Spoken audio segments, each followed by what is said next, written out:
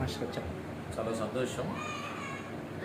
ఎందుకంటే పోలవరం అనేటప్పటికీ మా వృత్తిరీత్యే కాదు, ఉపాధ్యాయులుగా మేము తృప్తి పడిన కాలమే కాదు, మేము ఎవరికైతే పిల్లలకి బోధ చేసామో, వారికి టీచింగ్ చేసామో ఆ పిల్లలతో కూడా మాకు చాలా అనుబంధం ఉంటుంది.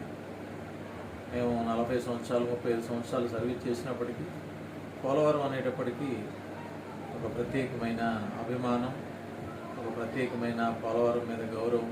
పాఠశాల పిల్లలు మేమున్నప్పుడు మా దగ్గర విద్యాబుద్ధులు నేర్చుకున్నటువంటి పిల్లలు, వారి జీవితాలు మేము ఇప్పుడిప్పుడు ఆలోచన చేస్తున్నప్పుడు నిజంగా ఆ పిల్లల్లో ఉన్న డెడికేషన్ కానీ, డిసిప్లిన్ కానీ, లేకపోతే ఆ పిల్లలు టీచర్స్తో పెంచుకున్న అనుబంధాలు కానీ, ప్రేమ కానీ, అభిమానం కానీ, లేకపోతే ప్రతిదాన్ని ఏదైనా తెలియని దాన్ని చక్కగా అడిగి తెలుసుకునే ఆ మనస్తత్వం చాలా మాకు ఎప్పటికీ హృదయాల్లో ఉండిపోయేటువంటి తీపి జ్ఞాపకం అది. మరి ఆ రోజున ఈ బ్యాచ్ జరిపించే చక్కటి ఆ కార్యక్రమానికి నేను రాలేకపోయాను.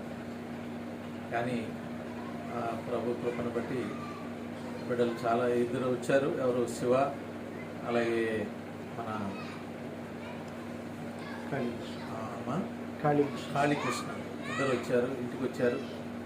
చక్కగా వాళ్ళ ప్రేమను నాతో కలిసి పంచుకున్నారు. చక్కగా మీ అందరి తరఫున సన్మానం చేశారు. దీనంతటికీ మీ అందరికీ నేను శుభాకాంక్షలతో పాటు థ్యాంక్స్ కూడా చెప్తున్నాను.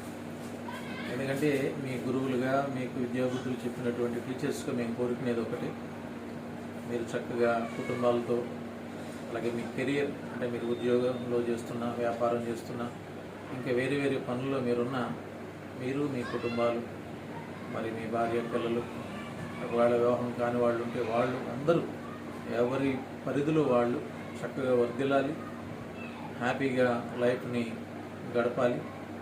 అదే సమయంలో ఆరోగ్యంగా ఉండాలి, అలాగే ఆర్థికంగా కూడా స్థితివంతులుగా ఉండాలి.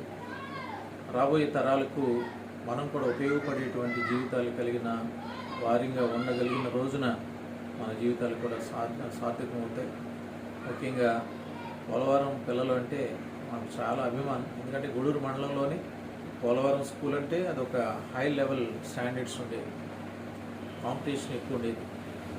కాంపిటేటివ్ ఎగ్జామ్స్లో కానీ, పోటీల్లో కానీ, మండల లెవెల్లో కాంపిటీషన్స్లో కానీ పిల్లలు ఎంత చురుగ్గా ఉండేవాళ్ళు. నిజంగా వాళ్ళకి పాఠాలు చెప్పడం కూడా ఒక ఛాలెంజ్గా మేము భావించేవాళ్ళం. ఈ రోజున పిల్లలు ప్రయోజకులు అయ్యారు. మరి మీట్లో నేను ఉండలేకపోయాను, రాలేకపోయాను, ఉన్న పరిస్థితులను బట్టి. ఏదేమైనా మరి గుర్తుపెట్టుకొని ఒక గురువుగా ఇంటికి వచ్చి చక్కగా నాకు కూడా సన్మానం చేసినందుకు మీ అందరికీ, మీ బ్యాచ్లో ఉన్న ప్రతి ఒక్కరికి 80 మందికి కూడా నేను శుభాకాంక్షలు తెలియజేస్తున్నాను. మరి మీ భావి జీవితం కూడా ప్రభు దేవుడు వర్ధిల్ల చేసి పిల్ల పాపలతో, కుటుంబాలతో, ఆయురారోగ్యాలతో, ఐశ్వర్యాలతో నిండుగా ప్రభు ఆశీర్వదించాలని నేను కోరుకుంటున్నాను. మీ అందరికీ శుభాకాంక్షలు. Thank you so much.